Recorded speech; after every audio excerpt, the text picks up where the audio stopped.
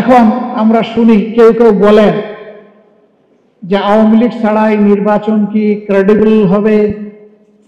আমি জিজ্ঞাসা করতে চাই, আওয়ামী লীগ নির্বাচন কখন চেয়েছে?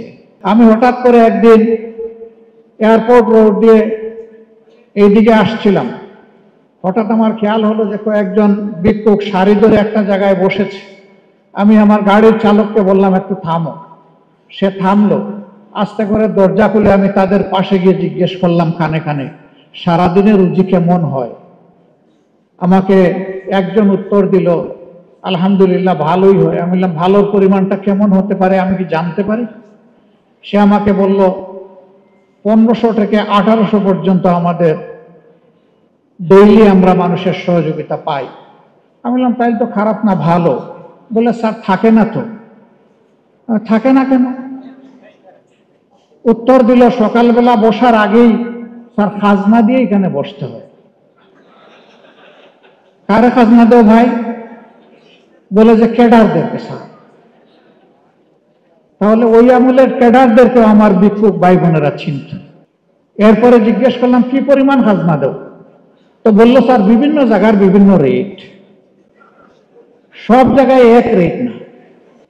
বললাম রেট দিয়ে কেমন বাসে? কই বাসে কিন্তু পুষায় না। বললাম বাসলে তো পুষায় না কেন?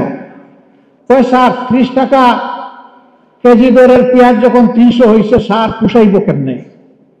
বলছিল 10 টাকায় চাউল দিবে স্যার, এখন 80 টাকায় পাই না, পুষাইব কেমনে? এখন আমি আর ভয় পাইলাম যে আর তালিকা কোনটা বাড়াবে আল্লাহ জানে। তা আমি একটু সামান্য হাতে তুলে দিয়ে বললাম যে ভাই তোমার জন্য অনেক দোয়া, কষ্ট নিও না, আমি একটু জিজ্ঞেস করে তোমার সময় নষ্ট করেছি, আসসালামু আলাইকুম বলে আমি গাড়িতে উঠে গেলাম। সম্মানিত ভাইয়েরা, বোঝা গেল যে রাস্তার ভিক্ষুক কিভাবে মজলুম ছিল।